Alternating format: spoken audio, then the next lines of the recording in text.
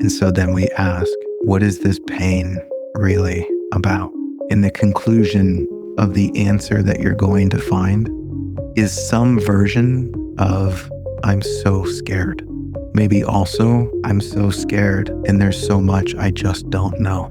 And in that terror, you will find a belief that sees yourself as terribly inadequate.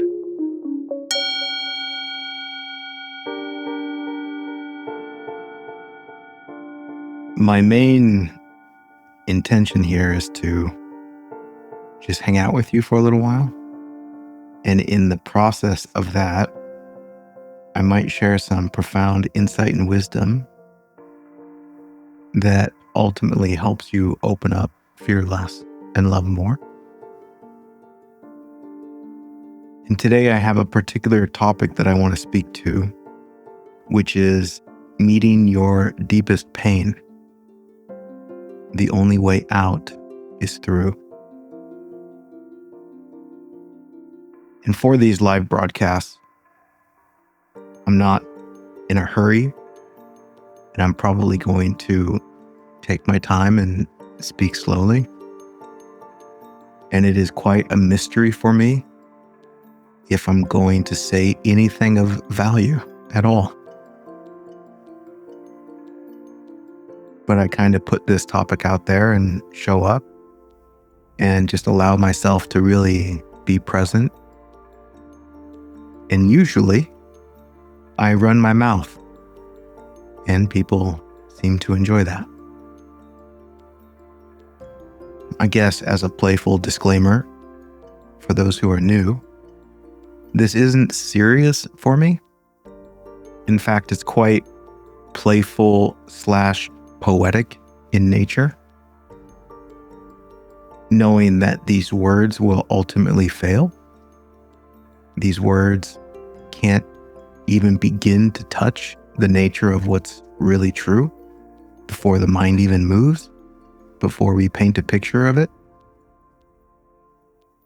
And so this is a silly attempt to talk about what's real and true.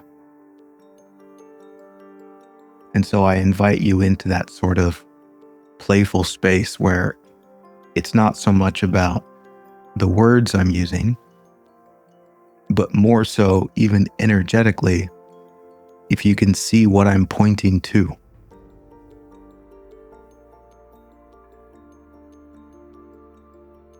I guess in the most direct way, the opportunity that we have right now, even though it might be a little scary, is to invite ourselves to get deeply honest about our direct experience. It's like we become profoundly open to answer the question, wait, what's really going on here?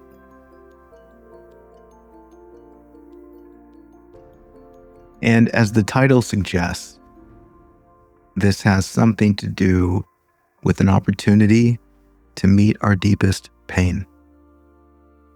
And with a title like that, it surprises me that anyone shows up. Because in an adorable way, we spend so much of our time running away from that. And so I want to go slow here and be super, super gentle. And I hope you see why. Because so often, the closer we get to this deep pain, the more sensitive we become.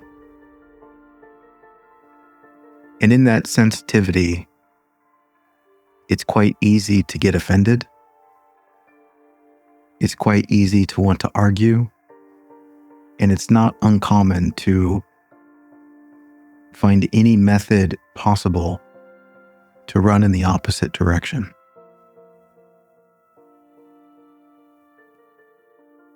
But I'm presenting this just as an option to be here and maybe look in this direction. Because I guess also one of my promises is that so much of the difficulty we experience in our everyday lives, these difficulties are inspired by our unwillingness to meet what's really going on. In this deep pain that we carry, if left unaddressed, if left unmet and unhealed, it becomes a filter through which we look out into the world and distorts everything that we see.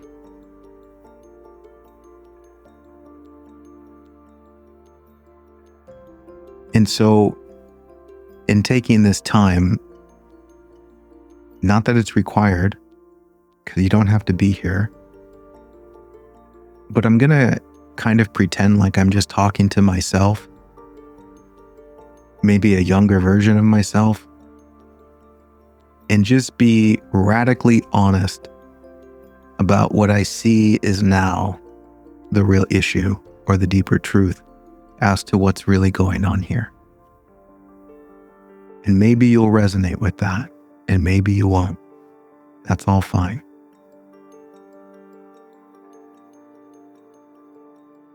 And immediately what arises for me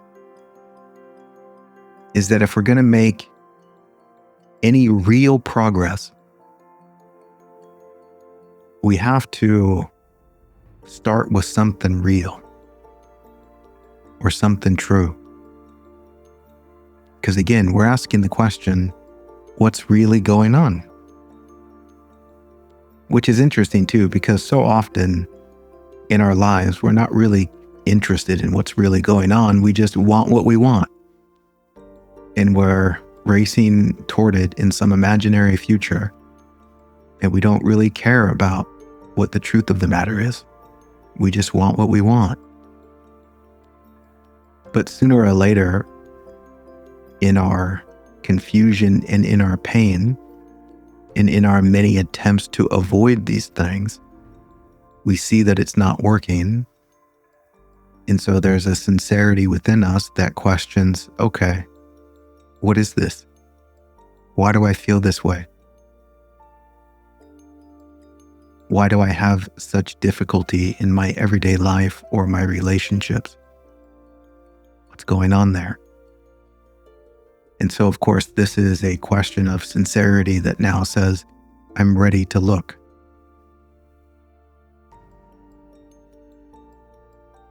And so in this quest of understanding the nature of our experience and attempting to understand this pain that we carry around, can you recognize that this pain, even if you can't identify where it comes from, maybe you can, maybe there's a story wrapped around it, but either way, can we agree that it is a felt sense of a withholding of love? Or a love that seems absent? And this can be expressed in many different ways. It can be seen as, I feel like I'm not enough. I feel like I'm broken.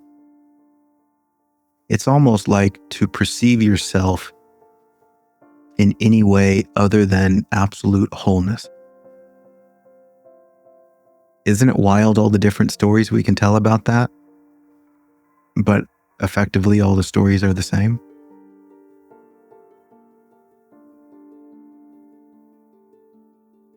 I wonder if you can see the truth of this, because it's true. And if we're going to make progress, we have to acknowledge what's true. I'm going to take some leaps here and throw out some truths that you might not have recognized as truths, but maybe they will make more sense as we work our way through this. Kind of like I want to skip to the end and then work backwards maybe. And so to skip to the end, some of these conclusions are to say that our emotional experience as human beings does not ever respond to circumstance, but our emotional experience responds to perception, which is to respond to the stories you're telling. And this is fundamental. And it can be seen quite clearly if there's a degree of honesty, that if you have identified what we might call a deep pain that you're carrying around, it's probably associated to some story about a circumstance from your past. And what I want to invite you to see is that the pain is not wrapped around the circumstance, but it's wrapped around the story. Meaning, here you are a year, 5, 10, 20, 40 years later, and that experience is gone, but what you brought with you is a story. And it's the story that hurts. And another one of these conclusions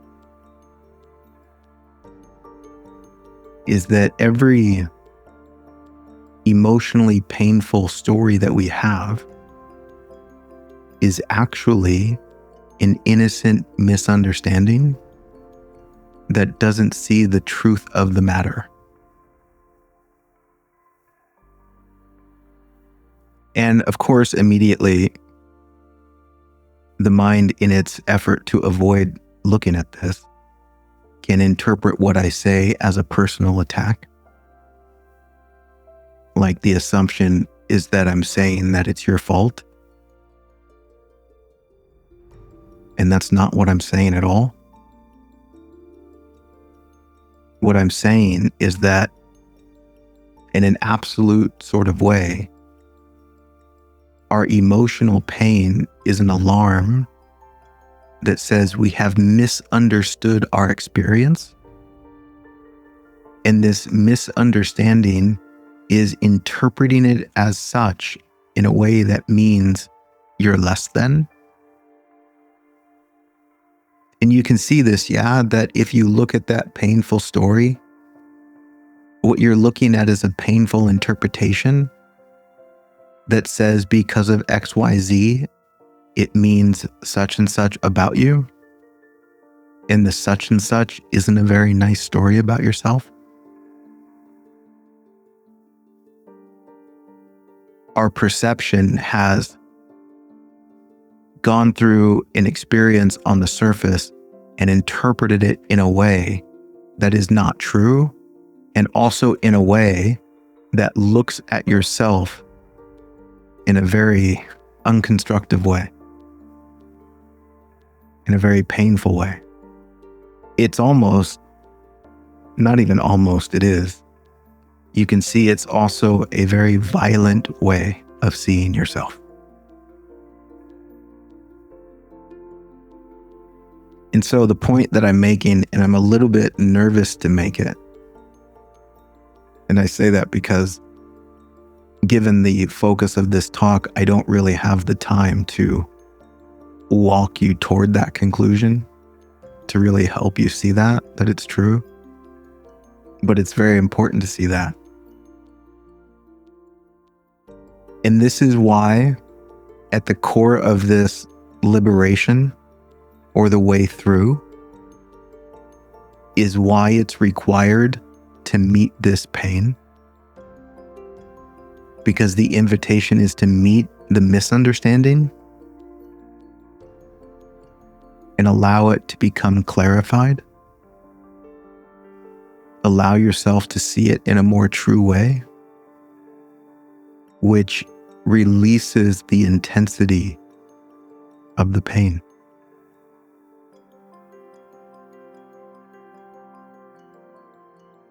Let me put it this way. The pain that we're running away from, and we run away from it in so many creative ways, We're running away from a monster that we haven't realized is only imaginary, but we really think it's a monster.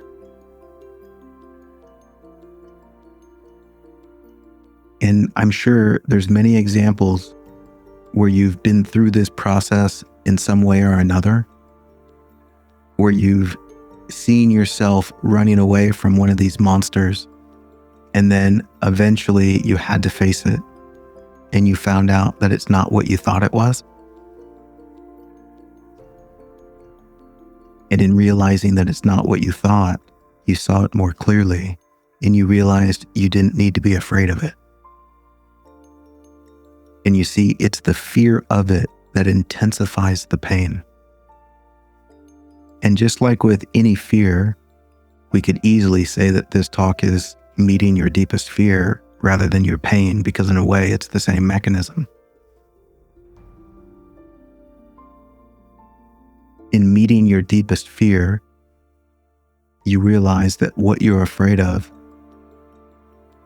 isn't real. So there's no need to fear it. Same with the pain. And what a potential to misinterpret what I'm saying, where it can be seen that I'm saying your pain is invalid. And that's my caution in even saying anything at all, because of the capacity for misunderstanding and to turn it into something that I'm not saying at all. And so I'm not saying that at all. If anything, it's the opposite. I'm saying that the truth of your pain is incredibly valid, because it's inviting you to see something incredibly profound and beautiful. And so I'm asking you to stop ignoring it. Let it serve its function, which is to point you directly toward the misunderstanding that is creating so much pain and difficulty in your life.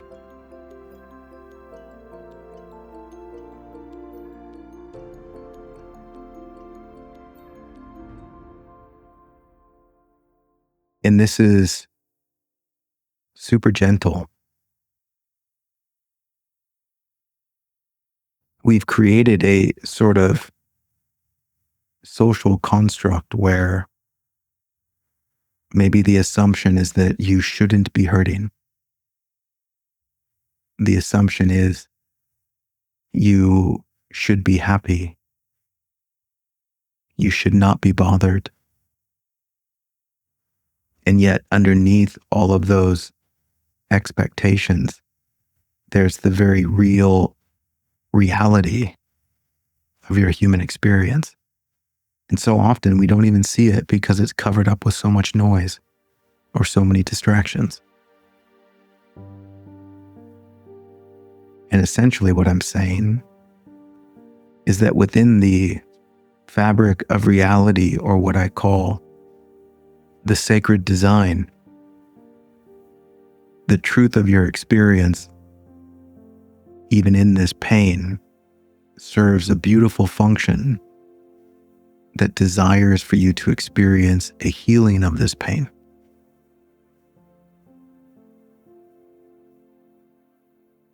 And maybe in a spiritual way, that function is simply the truth of what you are, the truth of life, which is so on point with the phrase, the truth sets you free. And so just like we can recognize these pains are tied to perceptions and stories that are not true, the truth of your experience will set you free. To see what it really is, rather than what you turned it into. The truth of what it really is what sets you free. Now, in order to see the truth of it, you have to look at it. which is you have to meet the pain. And there's no demand here. This is one of the things I love so much about life. It's not saying that you should. If anything, life is saying, I'm here and I'll hold your hand.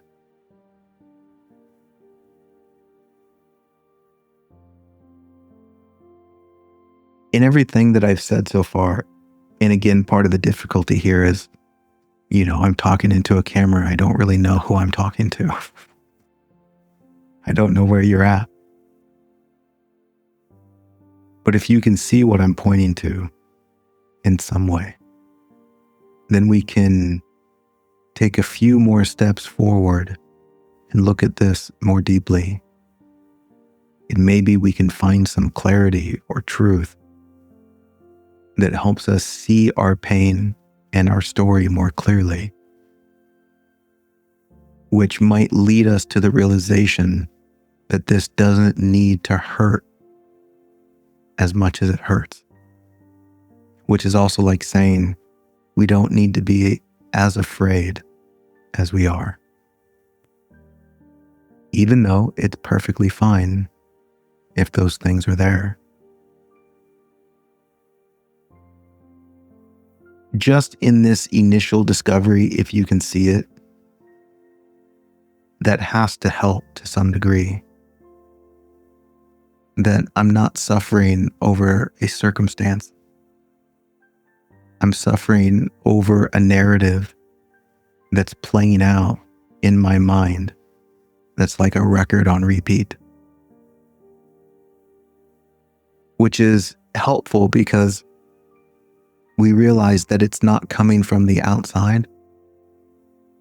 It's not coming from the past or something that you no longer have control over. That it's arising from within you, and it's simply an innocent misunderstanding that puts so much more power back into your hands. But of course, we have to acknowledge the truth, which also invites a flavor of forgiveness. And this is potentially a very hard step.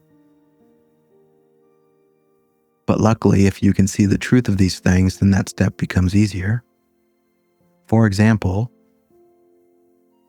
if you can deeply see the truth that your emotional experience is not responding to circumstance, but it's responding to the narrative, the perception, then you can also see that your emotional response isn't responding to other people, but it's responding to the perception about other people, which circles back and says something negative about yourself.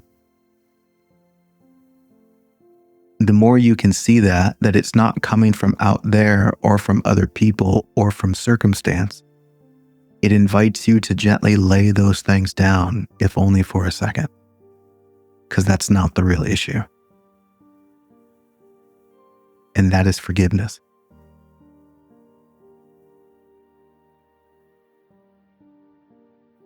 And can we just notice and acknowledge the pain that arises in such a blame that says this pain is from the outside, which is a blaming of the outside, whether it's a person or a circumstance?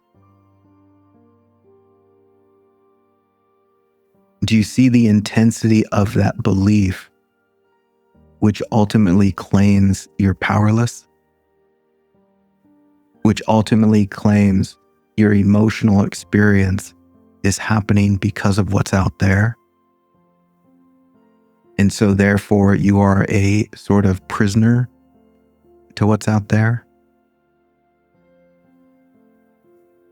And can you see that it's just not true?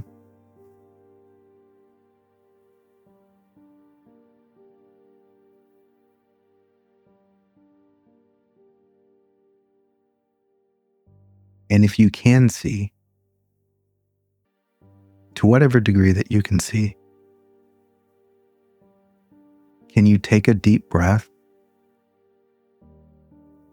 and lay down everything that's out there which is kind of like acknowledging that it's not their fault, the pain that you're experiencing. And see that the pain you are experiencing is because of an innocent misunderstanding that has interpreted this experience in a way that says it means that you're less than, or you're undeserving of love,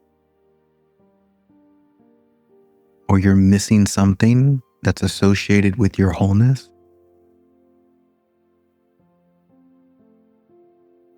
And I'll tell you, it's not uncommon for something in you to really, really fight that.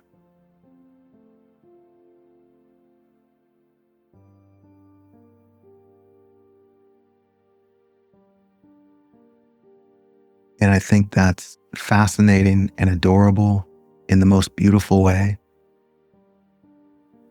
That there is something in us that really, really, really wants to blame, which is also like saying really, really, really wants to give our power away.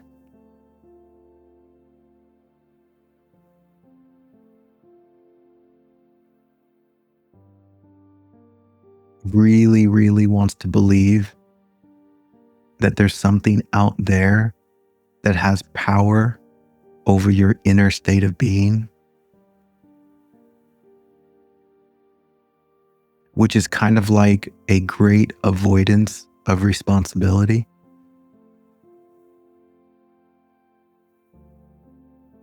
To own the power and truth of what you are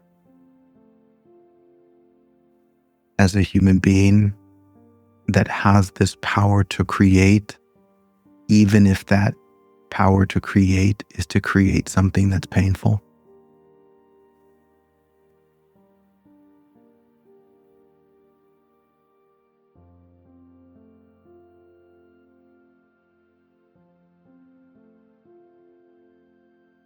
And so in recognizing these truths,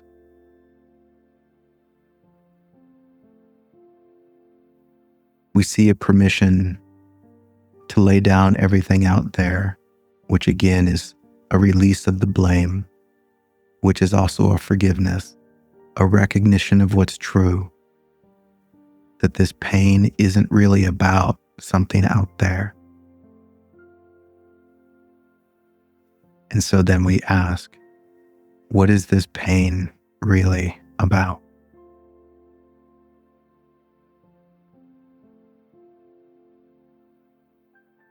And again, it's not finding the right words, because it's not the words. More so, it's about how honest can you be with yourself. In the conclusion of the answer that you're going to find is some version of, I'm so scared.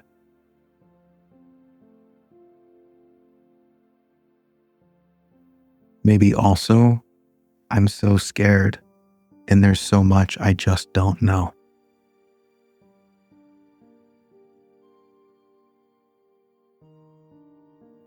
And in that terror, you will find a belief that sees yourself as terribly inadequate.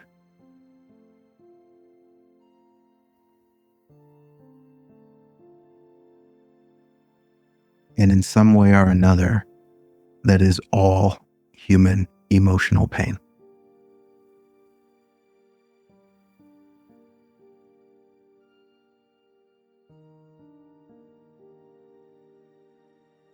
Do you see the difference here?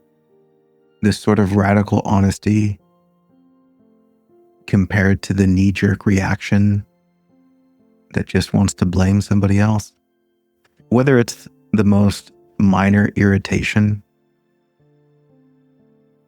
or whether it's somebody not showing up and therefore your plans don't work out and you find yourself devastated.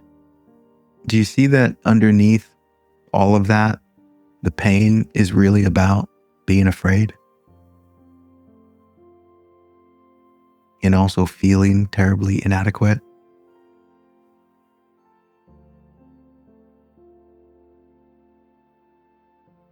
we could also say losing the thing that we are holding on to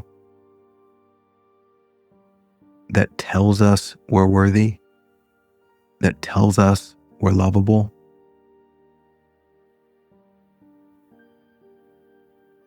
This is all to say the same thing.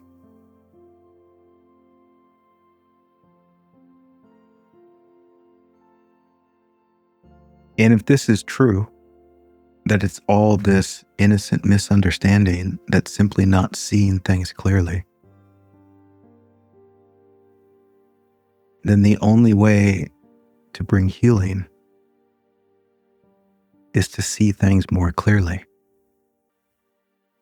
which is also acknowledging the truth of the matter and surrendering to the truth of the matter. And stop fighting for something that is so obviously not true. Because you'll notice this also in whatever pain we're carrying. We're fighting for something that's not true.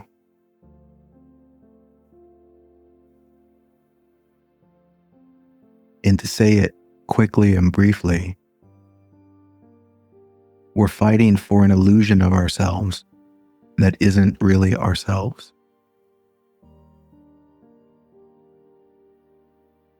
You see, every human being, beautifully, has this image in their mind of who they think they are. And they construct this image that essentially says, this version of myself is worthy of love. And so I want everyone else to validate this image. I want everyone else to see me this way and not that way. Because if I can maintain this image, it'll keep me safe. And this goes in so many different directions. You could even say that we're on a quest to avoid being judged. And it's all in service to protect this image of ourselves. And this image, of course, is also referred to as ego. And all the while, this ego character is so incredibly unreal. It's an image of yourself, which is the same as like a photograph. It is so not what you are. Do you see how this image of yourself is very threatened by your vulnerability?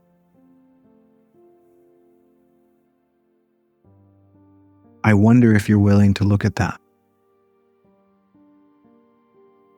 Because it's so profoundly true. The image of yourself is so incredibly threatened by the raw authenticity of what you are and what's happening inside of you.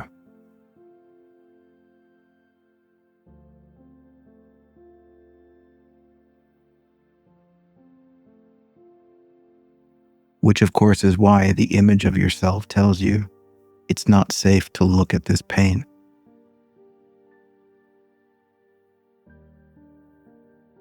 Do you see what's happening here? Is that the image of yourself is saying the truth of you is not safe. And it's true. As it relates to holding on to an image of yourself, the truth is a disaster.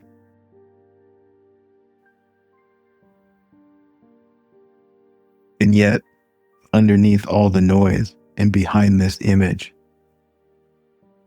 is a voice that whispers, I wish I could just be myself.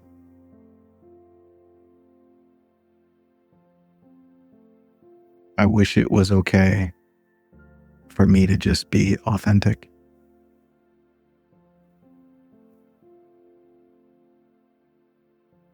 I wish I didn't have to constantly perpetuate this image and protect it and fear its loss, which is to fear what other people think. I wish I could just be. And you know what that's saying? I wish I could just be. That's simply saying, I wish it was okay for the truth to be the truth.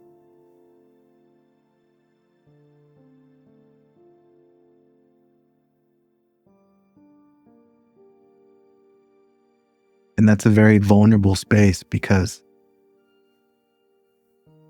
it invites you to let go of everything that you're holding on to, which is only in service of protecting the image. So that's a scary space.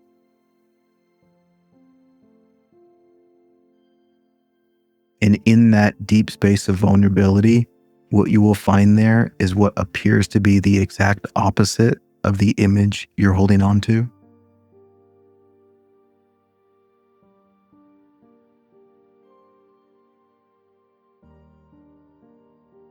Can we just playfully look at that through our whole lives? How that's been the issue? Doing whatever we can to avoid the most vulnerable parts of ourselves, which is simply the most authentic part of ourselves, in service of holding up this image to the world that says, I want to be seen like this and not like that. I want people to approve of me. I want people to think I'm cool, think I'm smart, think I know what I'm doing, think I know something. I want people to think I'm important. Do you see that this is all trying to protect an image? Do you see how exhausting it is? And all the while, in order to accomplish that, you can't just be yourself. In fact, just being yourself is a huge threat to that quest, which is fascinating because essentially what this is saying is, dear self, I don't love you. Dear self, I don't respect you. You need to be what I think you should be so that other people love you. And the real you isn't going to cut it. So I need you to pretend to be something that you're not so that I can gain the world's approval, which is another way of saying, I want the world to worship me. It's a little bit more of a rough way to say it, but it's kind of what it is. And yet, here's this beautiful invitation to surrender all of that noise and just come home to the real heart of what you are, which is to, in some way, if you're clueless, be clueless. If you don't know, it's okay to not know. If you're sad, it's okay to be sad. If you're angry, it's okay to be angry. And why is this okay? I'll tell you. Because when it's okay, then you're willing to look at it, which then finds clarity that heals these emotional disturbances. Like if you're angry and you don't think it's okay to be angry, you won't look at your anger. You'll avoid it. You'll suppress it. You'll hide from it. If you're sad and you think you shouldn't be sad, you won't look at the sadness.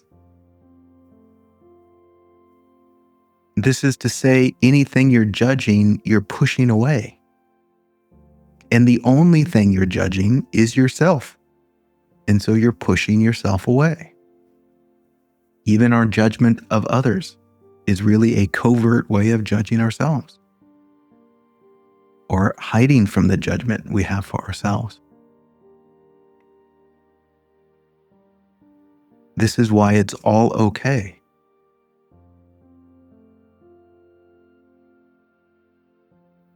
Like imagine the mechanism of physical pain. You had a judgment towards it. And so when you touch a hot stove and you feel the pain, you just pretend like it's not there. And you keep grabbing hold of the stove.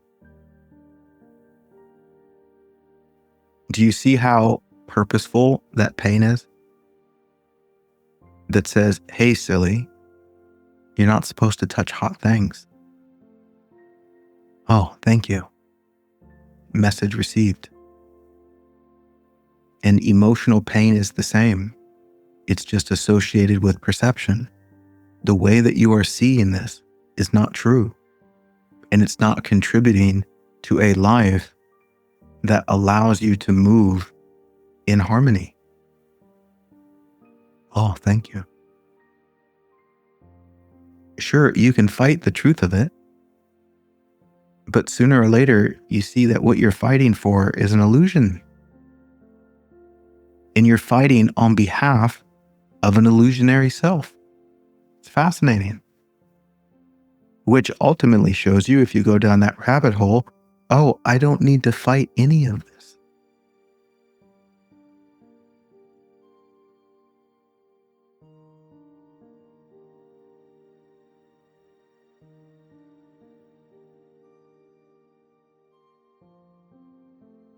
It blows my mind how real this is.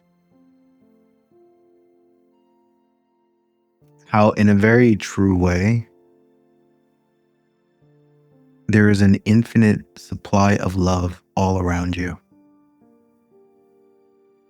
And the only reason it's not experienced is because of an innocent misunderstanding that doesn't see the self or reality clearly. There's a confusion.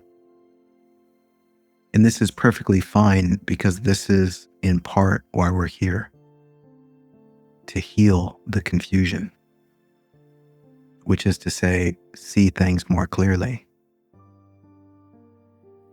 This is a form of evolution. You are here evolving consciousness. And so it's important that you have something to play with, which is confusion, which is misunderstanding.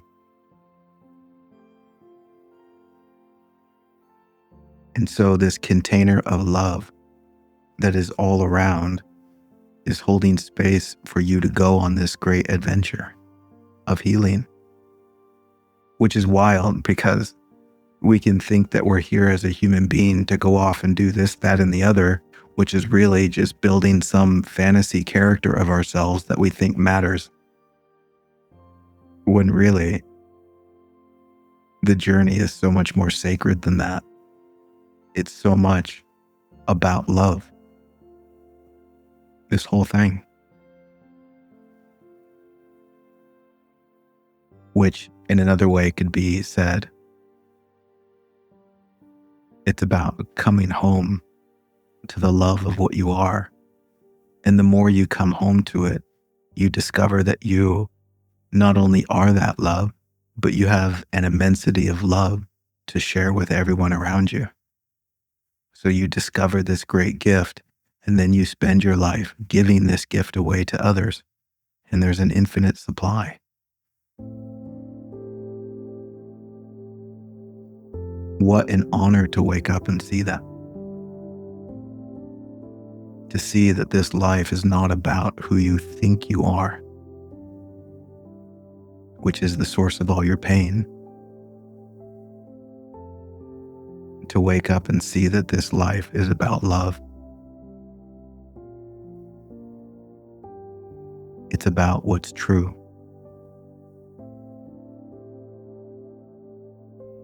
That is so beautifully sacred. And it's always been that way. And it will always be that way.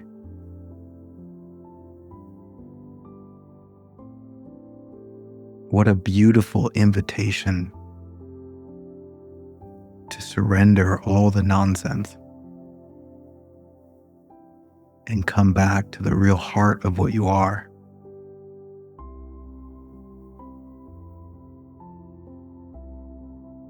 And it's incredibly helpful to meet this pain with somebody who can hold space for you.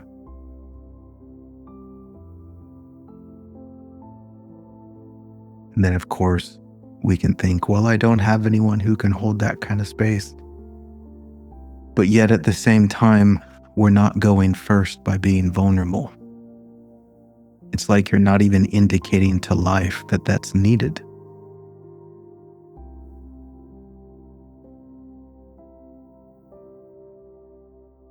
That need will not go unfulfilled, but it has to be expressed.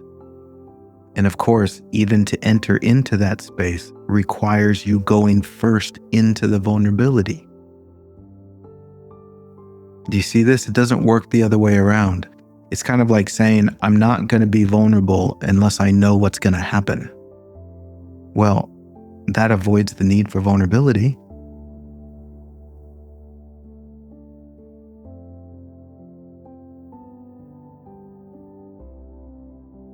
You see, the mechanism of this is that you see how deeply profound and true these things are, and you surrender everything else because you see that this is the most important thing. This is the most true thing.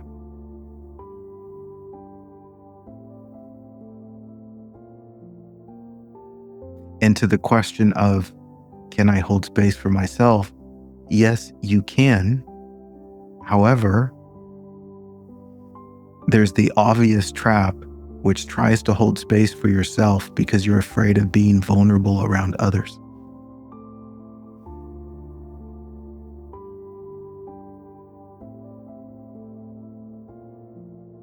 And so we can playfully pretend like we're holding space for ourselves, but yet the clarity doesn't really arise. We don't really get in touch with the pain. I'm not saying it's not possible. And in some way, you're engaged in a training process that's teaching you how to hold space for yourself and others.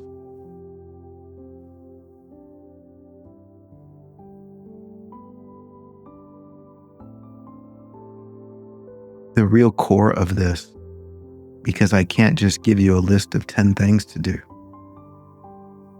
because I don't know who I'm talking to.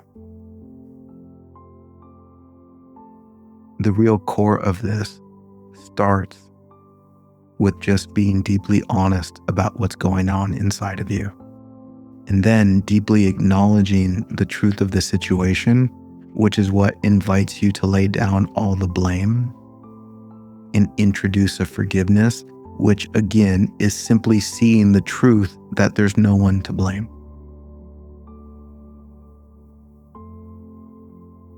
That's real forgiveness. The world's idea of forgiveness is, I forgive you because I blame you. Real forgiveness is, I now see that blame isn't necessary. You're not at fault for the stories I tell about myself.